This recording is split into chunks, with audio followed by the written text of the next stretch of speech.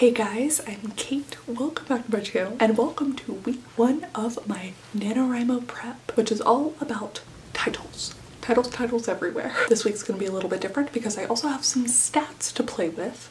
I do not have any stats to play with the other weeks, but maybe I can figure out a way to change that. So if y'all saw my initial Preptober video, you'll know that I have 7 nuggets of ideas that I will be prepping, all of them, and we'll roll a die on the stroke of midnight on November 1st to figure out which of the 7 I'll be working on for NaNo. And week 1 is all about the titles. Truly like the first thing that a reader notices about your work that you have hopefully some control over.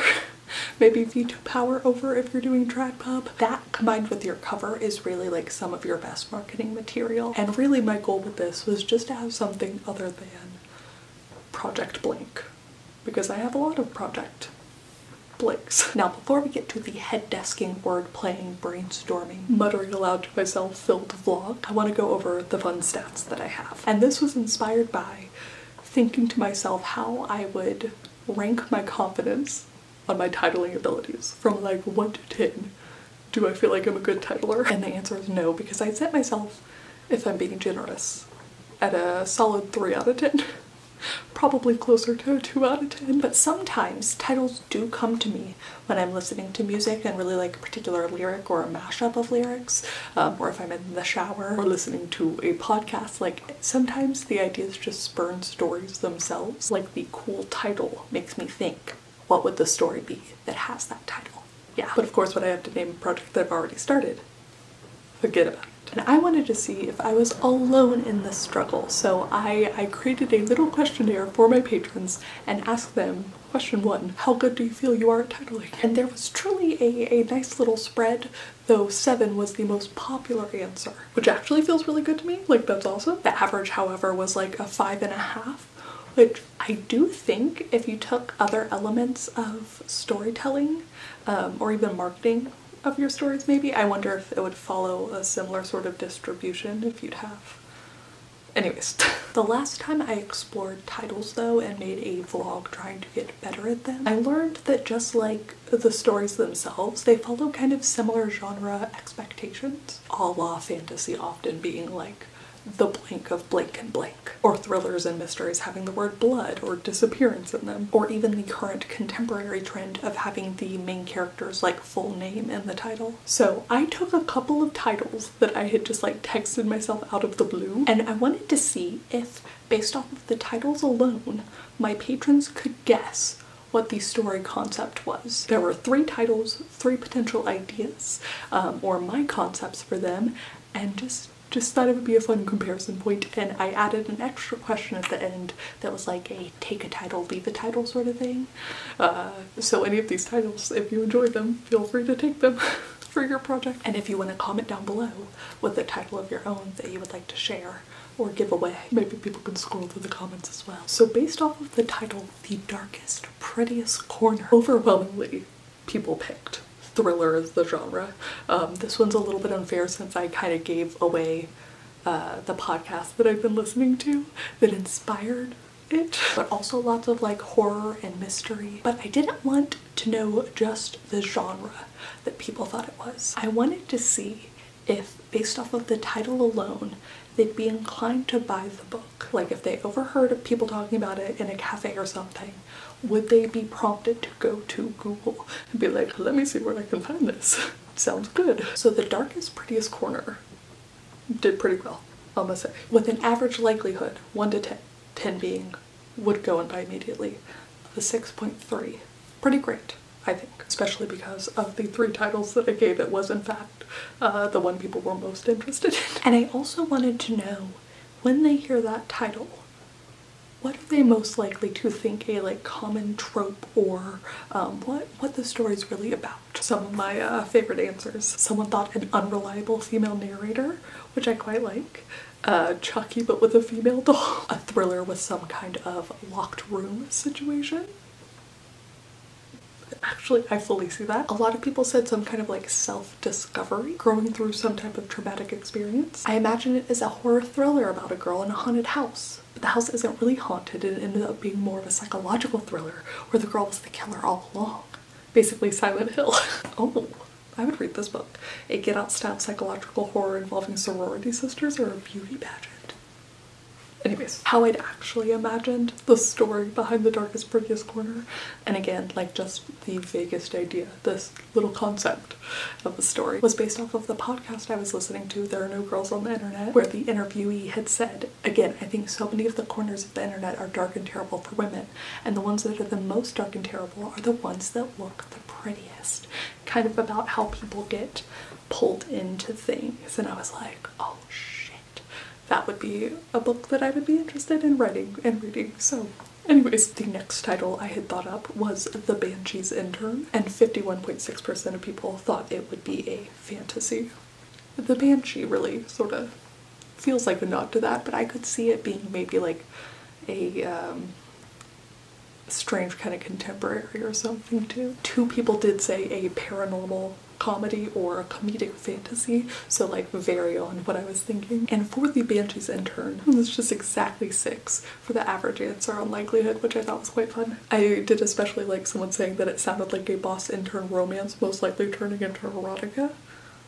Okay, what you reading? The Banshee is dying, someone must take her place. A supernatural rock band. The main character just signed on as a roadie and is a huge fan of the band's singer, the titular Banshee. Twist! The Banshee is looking for someone to replace her because she's losing her voice. Excuse me? I would read that. Something, a YA secret society sort of thing. Goosebumps for grown-ups vibe. All I had for that idea was that 2 twins, a guy and a girl, were both vying for the one position of intern to the Banshee. And I had nothing other than that, so it's really kind of like, you can't even call that one a premise almost. I just was like, huh, that's interesting. Like, there was no plot other than they both wanted the same position. Yeah, but that's how I feel like a lot of ideas start. I'm just this time trying to go from the start with the title. And finally, we have A Cage of Gold, which I think the most people got pretty exact. 61.3% of people thought it was fantasy, which is how I'd imagined it, with 11.3% saying historical and 9.7% saying romance. And I would say it would feel very much like an amalgam of those, with 5.8 being the average likelihood to like want to snatch up this book. And for a guess, someone said a sapphic or female protagonist novel. I could also see it being like a YA fantasy like Red Queen by Victoria Aveyard. Chosen One fantasy. I think a lot of people got the idea of royalty, royal political intrigue, a la Game of Thrones. Royalty that doesn't want the responsibility. I do like someone saying Indiana Jones meets Agatha Christie just because I want to read that book. Unwilling royal tortured millionaire romance. I really had been imagining 2 different kinds of royalty. One whose realm had just been taken over and was thrown in the dungeon, and the other one who is still the princess of this realm, keeping her captive, and the sort of meeting in the middle, a romance spawns, and other shenanigans. Do I know what those shenanigans are? No. But you know, I would have a title, potentially. One that would certainly tell you what the story was about if not a whole lot of people would pick it up based off the title. The struggle, of course, being that a lot of people read different genres, so this obviously did not take that into account. It was just kind of a fun little thing, but I did ask for take a title, leave a title. And Esther left The Weight of Living, which feels to me like a contemporary about grief and hopefully moving past it. Rainy Hammer left The Woman Without Shoes, which gives me like a mystery thriller vibe where they find one of the victims walking barefoot with no memory. And then the twist is that there's more. They think it's just this one girl who can't remember stuff. And then there's more. Ooh, Jessica Hurt left The Arrogance of Belonging. The Arrogance of Belonging. Ooh, what do I think that would be? Maybe about, maybe a romance. A la Pride and Prejudice. 2 people on different sides, but one who belongs. Valkyrie has How to Survive in Service to Your Queen, which I hope is like a fun adventure novel. An anonymous person left A Cup Full of Starlight. Oh, author J.C. Carpenter, The Bones of My Past. I see this being a contemporary, but you could also, depending on the cover, I could see it being like a creepy sort of like spooky book. And then Sarah Cahill left Beneath the Hawthorn Lies. And I'm curious if lies in this case would be like underneath a hawthorn, like a building lies something or lays something. That could be quite creepy depending on how it's built up, or also creepy uncovering the lies of something about the Hawthorn or the Hawthorn family. Ooh, I quite like it. So please do comment down below. Let me know how good you think you'd be at titling. Let me know if you'd like to leave a title or take a title. If any of these titles inspired you or you kind of spun off of a title. Yes. And let me know the weirdest place you've ever had a title pop into your mind. But now let us go to my purposeful titling. So without the titles popping to my mind, the stories, and then trying to go to the titles after that. I am at Written in the Mitten. And that is where the entirety of the vlog will take place. It was quite fun because I got to bounce some of my ideas off of my CP Jessica in person. So yes. Alright, Wallace messaged us earlier that because it is freezing outside, there was no sunrise yoga. So it is about time for my breakfast. I'm actually going to take the notebook and the pen down with me and start working on some titles. Oh. What do you be finals? Oh, that would be.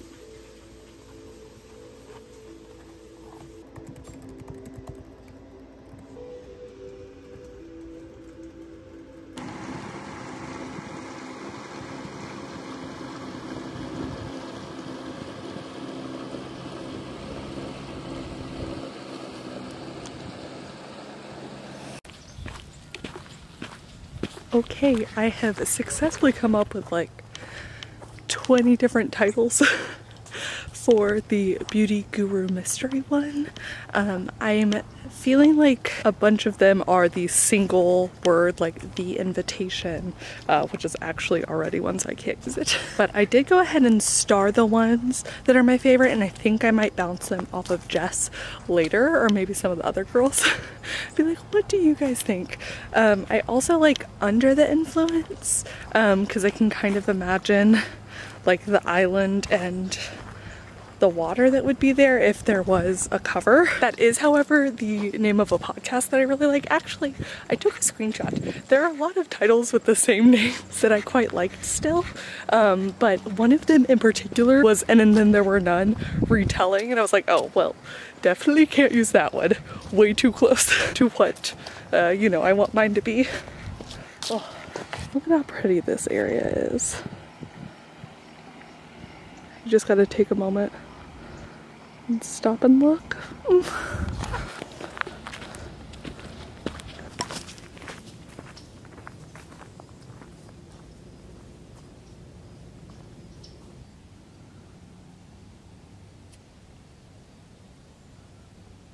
I've never seen a black squirrel before. It's so cute. Bye, bud.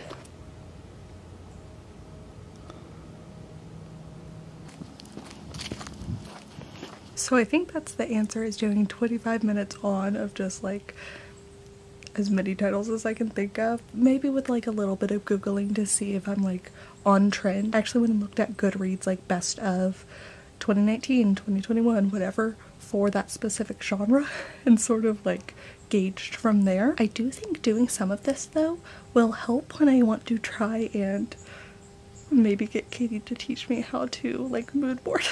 Because I had things like The Island, The Invitation, The Brand Trip, but like things like that that could all add up to like this kind of opulent but also enclosed vibe.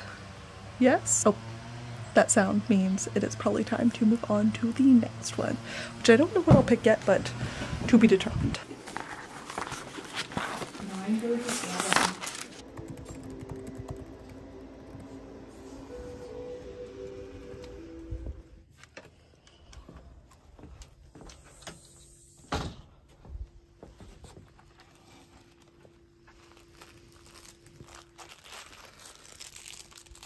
I wrote down a bunch of ideas and then starred the ones I liked, and then I told Jess the starred ones. So she liked Under the Influence for Beauty Guru Mystery. She was down for A Map of Forgotten Things and location not found for the adventure geocaching story. And then for I Shot the Sheriff, she liked two smoking guns best. So I think those were the best ones anyways. Now it is just time to come up with, you know, 4 times 20 more while I look out and enjoy and also eat candy. Okay, I think I still want to look at Secret Theater, but I might want to wait for David for that one. This bird is loud. The intuitions I kind of think I should keep as the intuitions. And then I feel like the talent show is really what I want to do for this one, but for my paranormal professional organizer, I have a lot of options and I actually starred quite a few of them because I could see them all being, you know, different books and it would be fun.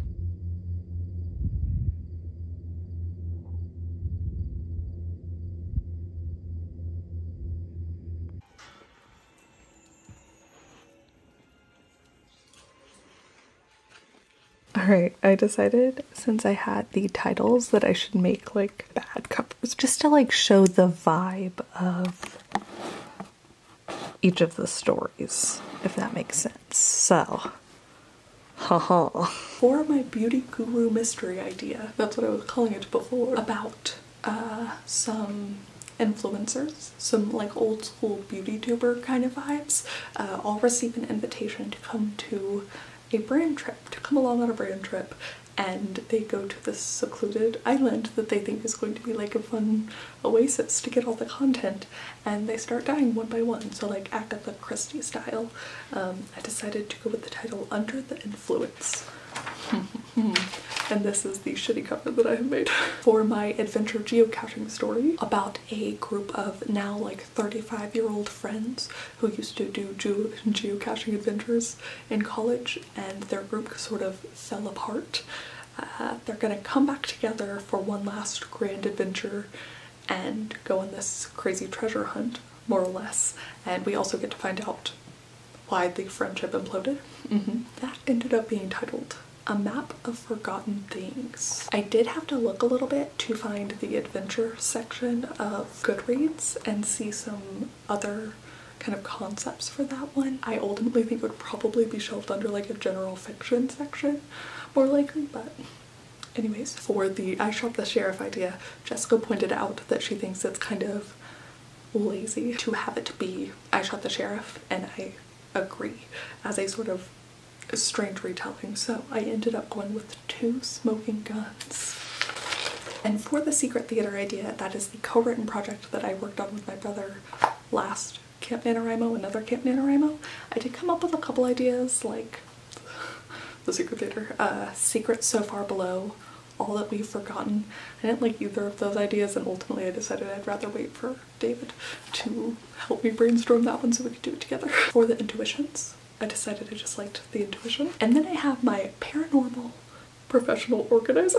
I'm using the cover to kind of give a vibe of something, but I think that this vibe could change because I'm not totally sold on the cozy mystery-esque vibe, but that is a possibility. I had a lot of ideas that I kind of liked for this one, and I decided a closet full of cauldrons, and I'm thinking that as the main character does her professional organizing, she sort of uncovers something. Yes. For my dystopian The Hunger Games meets America's Got Talent, I decided on the talent show. Quite dark, moody, and those are all of my final titles. Well, besides Secret Theater. So I am really excited. I feel good at this stage with these titles.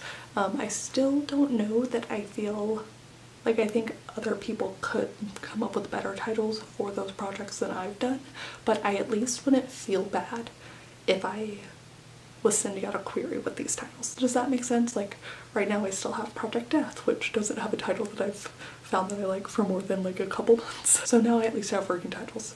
So for all of NaNoWriMo, I don't have to call it Project something. And if you are calling yours Project something, There was no judgment here, as I have done that for many a year and many a project. I just thought change might be nice. But please do comment down below. Let me know what your working title is for your NaNoWriMo project, if you know it already. And again, let me know what you just think about titling your projects in general. But thank you guys so much for watching. Thank you to my patrons for taking my little quiz, my little questionnaire. And I will see you all very soon with a new video. Bye.